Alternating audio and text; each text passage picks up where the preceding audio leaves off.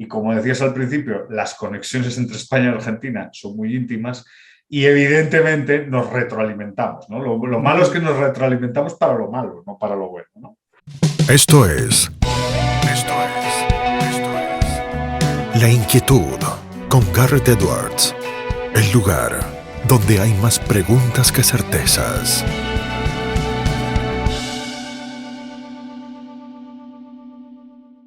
Damos vuelta de página aquí en La Inquietud por CNN Radio Rosario. Tenemos un enorme honor, placer y privilegio.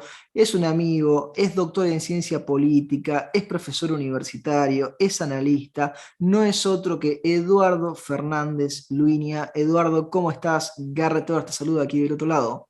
Buenas, Garrett. Pues como siempre un placer participar de estas conversaciones y en estos programas. Muchas gracias por invitarme. Es un verdadero honor estar aquí con vosotros. Placer es todo nuestro, Eduardo. La última vez que charlábamos en otro ciclo nos describías una España en completo movimiento, que estaba en medio de elecciones, que tenía piezas que salían y otras que entraban en el tablero, ya transitando, podríamos decir, la última parte del año 2021, entrando por lo menos esa última parte. ¿Cómo vas viendo la política española desde España? Sí, pues bueno, la verdad es que desafortunadamente la tormenta que en su momento comentamos durante aquel programa, pues se mantiene, ¿no? O sea, España está sumida en una situación a día de hoy muy problemática, ¿no? La deuda pública por encima del 120% del PIB, un desempleo que oficialmente se reconoce en el 17%, pero que todos sabemos que está por encima del 20%. Es el país con desempleo juvenil, con el desempleo juvenil más alto de toda la Unión Europea, aproximadamente un 40%. Entonces es una situación realmente complicada, ¿no? Además, el gobierno, pues, como en su momento comentamos, sigue dependiendo de unos socios muy peligrosos desde mi punto de vista. Y no me refiero tan solo a Podemos, ¿no? Que todos sabemos que sigue siendo parte del gobierno, sino también a gente como Esquerra Republicana, que de vez en cuando sirve de sostén al Ejecutivo, o a gente como Bildu, que es un partido de extrema izquierda, el brazo político de ETA, de la vieja banda terrorista del País Vasco, que también apoya al gobierno, ¿no? Entonces es una situación complicada, con un gobierno relativamente yo creo con ideas muy socialistas y claro, pues una situación económica que no se ve buena para los próximos meses y yo creo para los próximos 2 años, ¿no? O sea, las predicciones de crecimiento ya han sido corregidas por el propio Ejecutivo. Entonces, bueno, estamos en una situación complicada en lo económico, en una situación complicada en lo político.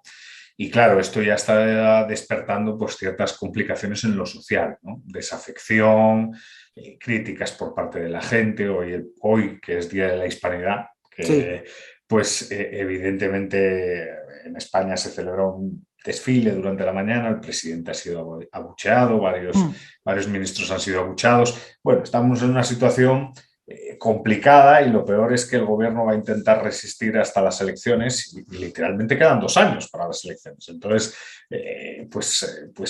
no se ven cambios a corto plazo, ¿no? Eduardo, nos pintás un panorama ahí muy interesante y rico para ir profundizando. Yo te quiero tomar por un punto que no mencionaste ahora, pero que charlamos ya alguna vez y que tenía que ver con la respuesta disímil o dispar según cada comunidad autónoma con respecto a la pandemia. ¿La pandemia sigue siendo un tema de preocupación para el español de a pie o es algo que va quedando cada vez más atrás en el esquema y en el ranking de preocupaciones?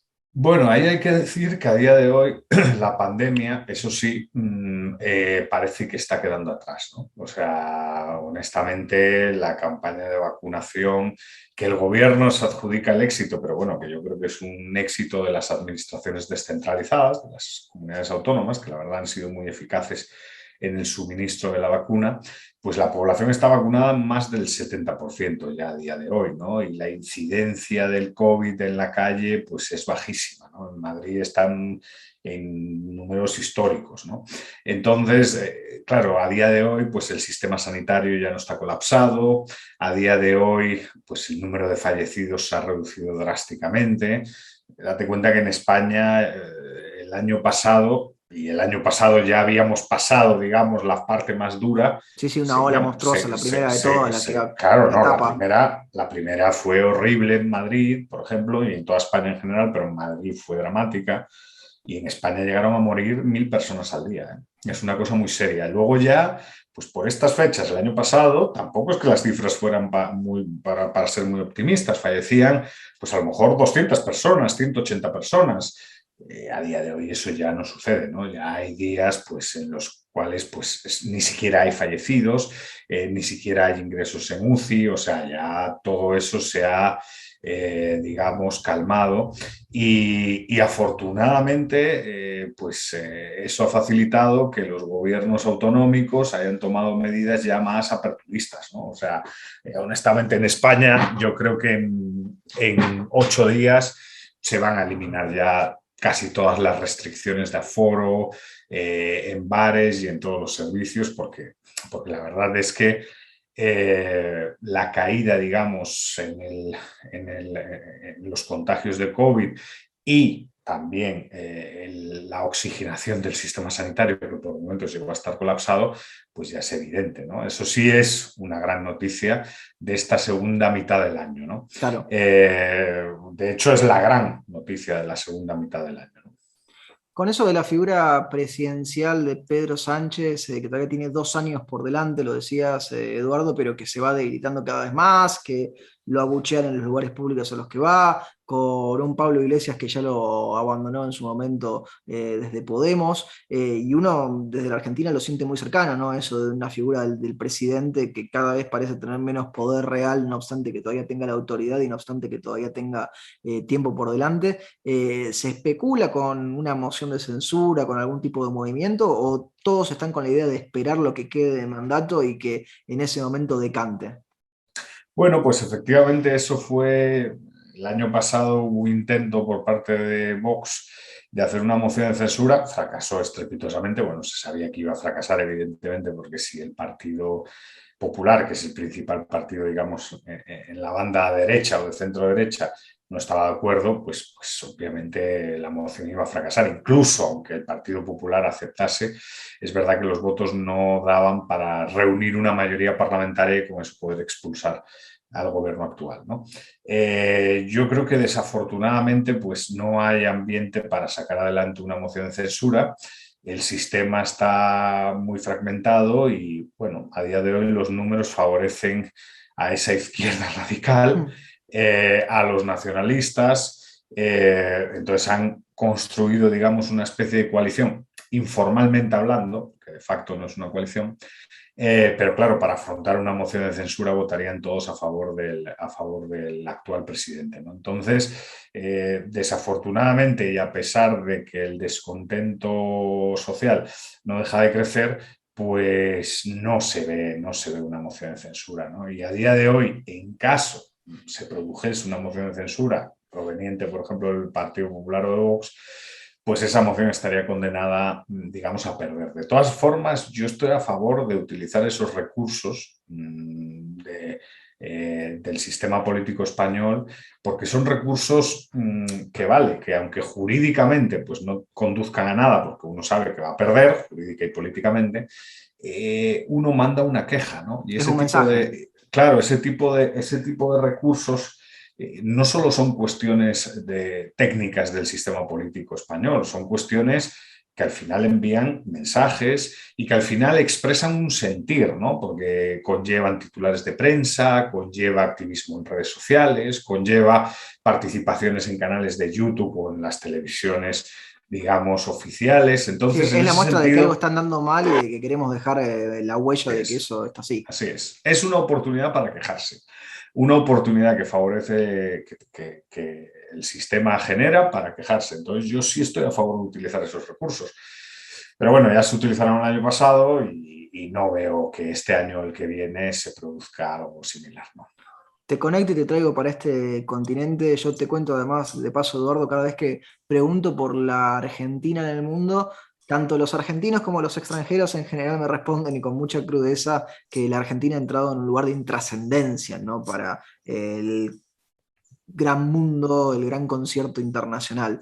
Pero yo sé que desde España siempre se sigue a la Argentina por razones históricas, por razones culturales, por razones familiares, de tradición. ¿Cómo vas viendo a la Argentina desde España hoy por hoy? ¿Y te parece que está ocupando un lugar intrascendente como muchos opinan? Bueno, yo creo que Argentina hay que analizarla desde varios puntos de vista, ¿no? Una cosa es su sociedad y otra cosa es su élite política. Cuando uno ve las acciones de su élite política, sobre todo la actual, Fernández, Kirchner, toda esta gente que tenéis ahí al mando, pues yo sí veo que los vasos comunicantes que pretenden construir son peligrosos para la estabilidad de la democracia y están siempre a favor de medidas liberticidas, ¿no?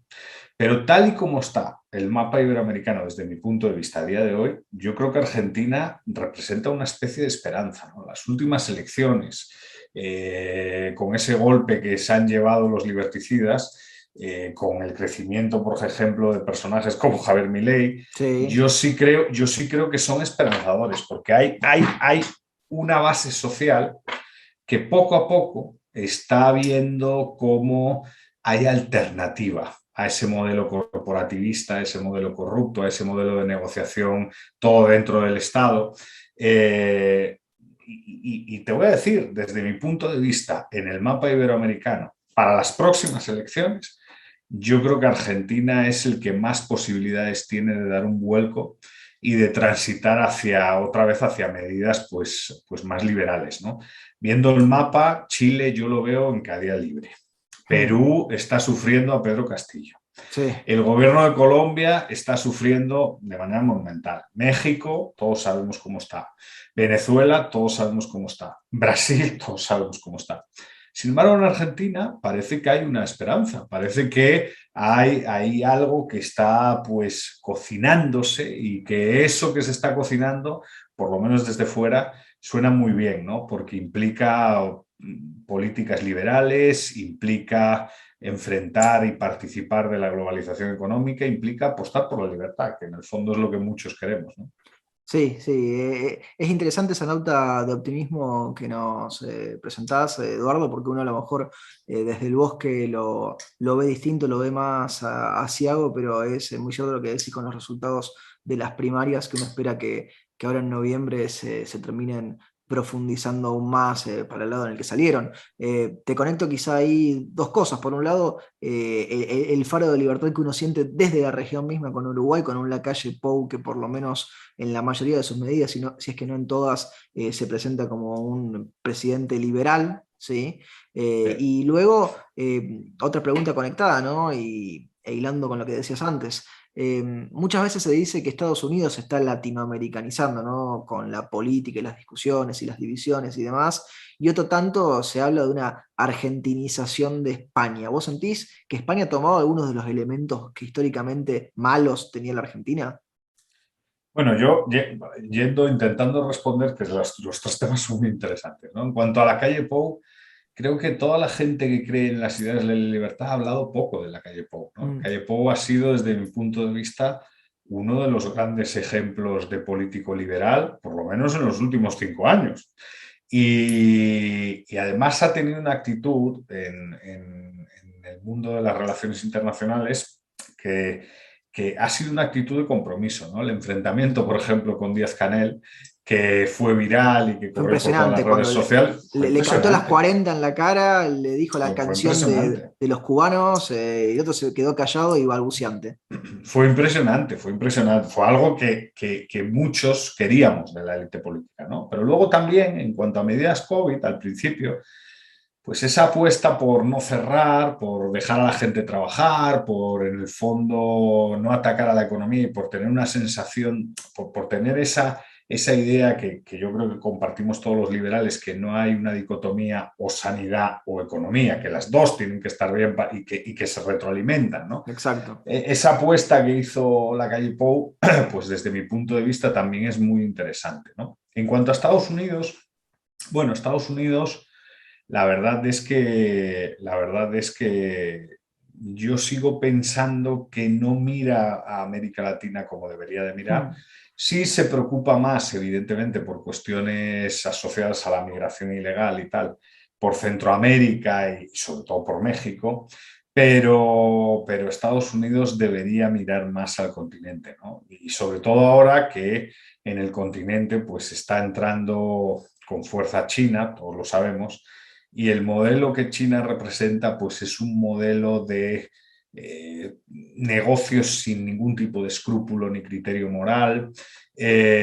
No importa si se es democracia o si no se es democracia, si hay estructura de derechos y libertades civiles en un determinado país o no, lo que importa es el negocio. Entonces esa amenaza que desde mi punto de vista China representa para la democracia liberal, pues Estados Unidos no está enfrentándola en la región como debería, ¿no? Mm. Otra cosa es lo que hacen el resto del mundo. Yo creo que por todo lo que ha sucedido en Afganistán, por lo que está sucediendo ahora en Oriente con Taiwán, pues Estados Unidos va a mirar otra vez hacia Asia Menor y hacia Oriente, ¿no? Pero ojalá mirase más y se involucrase más en cuestiones latinoamericanas. Y por último, el tema de la argentinización de España. Hombre, yo creo que es evidente, ¿no? En España, o sea, yo creo que es evidente. En España el gobierno está poniendo en práctica eso que desafortunadamente ha condenado a Argentina durante muchas décadas, ¿no? Y es el tener a un montón de personas dependientes del Estado, prácticamente compradas por un subsidio además miserable, y con ello edificar una red clientelar que te entroniza en el poder, ¿no? Eso es lo que está intentando hacer actualmente el gobierno de Pedro Sánchez. Y luego sí que es cierto que a nivel, digamos, discursivo y narrativo hay cierto populismo que se asemeja, ¿no? Una defensa del corporativismo, una defensa de la economía intervenida, o sea, toda la narrativa suena muy a la Argentina, ¿no? Ahora, dicho esto, bueno, obviamente hay conexiones con líderes argentinos, líderes de todo tipo, ¿eh? Sí, O sí. sea, Pablo Iglesias era amigo, como saben, de Kicillof y de toda esta gente, e incluso las juventudes son alabadas en España. Yo no conocía a esta joven, pero me imagino que tú sí la conoces, Garro, una tal Ofelia Fernández, Sí, claro. una feminista radical. El otro día, en el Congreso de Podemos, ha puesto en pie, digamos, a un auditorio lleno de, entre comillas, progresistas, ¿no? Entonces, en ese sentido, y como decías al principio, las conexiones entre España y Argentina son muy íntimas y evidentemente nos retroalimentamos, ¿no? Lo malo es que nos retroalimentamos para lo malo, no para lo bueno, ¿no? Eduardo, aprovecho que te tenemos, te hago dos preguntas más y te libero. La penúltima va asociada a lo que es otra de tus áreas de expertise. Has dedicado tu vida a la docencia, a la educación. En un año y medio este tan particular, el de la pandemia, ya casi 2 años, dentro de muy poquito. ¿Cuánto sentís de lo que cambió de la educación con la pandemia vino para quedarse? Bueno, pues la educación, desde mi punto de vista, como bien sabes, trabajo con la Universidad Francisco Marroquín. La educación ha dado un giro radical, que yo creo que va a volver a corregirse, ¿eh? Va a volver a corregirse, pero efectivamente la crisis del COVID nos puso a todos contra las cuerdas, sobre todo los que damos clase presencial, y rápidamente nos hemos tenido que reciclar para despertar el interés del estudiante a través de Zoom, ¿no? ¿Qué pasa? Que Zoom, una sobredosis de Zoom, y yo creo que Mm. todos hemos sufrido una sobredosis de Zoom, Sí, no es como es, Netflix o como claro, verlo no, de Disney claro, no, Plus. claro, no, exacto, y implica por parte del equipo docente y también de la administración, en este caso de universidades, centros de educación secundaria y primaria, una originalidad bueno, que fue un proceso de prueba y error, ¿no? Unos se adaptaron mejor que otros y ahora que las cosas ya en teoría parecen volver a la normalidad, lo que se ha descubierto es que, y creo que algo de eso viviremos durante los próximos años, es que los modelos híbridos aparentemente son atractivos. O sea, yo tengo gente que quiere ir al aula, pero también tengo gente que prefiere verme a mí en el aula e interactuar conmigo desde su casa estando yo en el aula. Y esos modelos híbridos implican una inversión tecnológica muy fuerte, pero sospecho que hacia eso iremos, ¿no? ¿Es bueno o es malo lo anterior? Pues yo te voy a decir mi experiencia como profesor. No creo que sea tan malo, ¿eh? La verdad es que yo veo que a estudiantes que están en sus casas a las 8:30 de la mañana recibiendo clase, tomando su café en su habitación en pijama, participan tanto como los estudiantes que están en el aula, ¿no? Es cierto que con los estudiantes del aula hay una relación más personal, siempre la va a haber. Sí. Hay una entrada en el aula, hay una salida en el aula, a lo mejor entre clases te vas a tomar un café. Bueno, pero eso lo decide el estudiante, que al final es el que consume el servicio, ¿no? Al final la educación, y así lo veo yo, es un servicio para, digamos, pues mejorar la instalación de una persona en el mundo, ¿no? Entonces, nosotros ayudamos a eso, ¿no? A mejorar la instalación en el mundo de las personas, que creo que es un trabajo fantástico. Pero en ese sentido, la gente elige también, y creo que tiene el derecho a elegir también cómo quiere educarse, ¿no? Entonces, va a haber como una diversificación. Va a haber gente que se educa estrictamente en línea. Por ejemplo, estábamos hablando antes, yo el programa que te comenté fuera de micro era precisamente un máster en línea que quiero hacer para reciclarme y para seguir estudiando.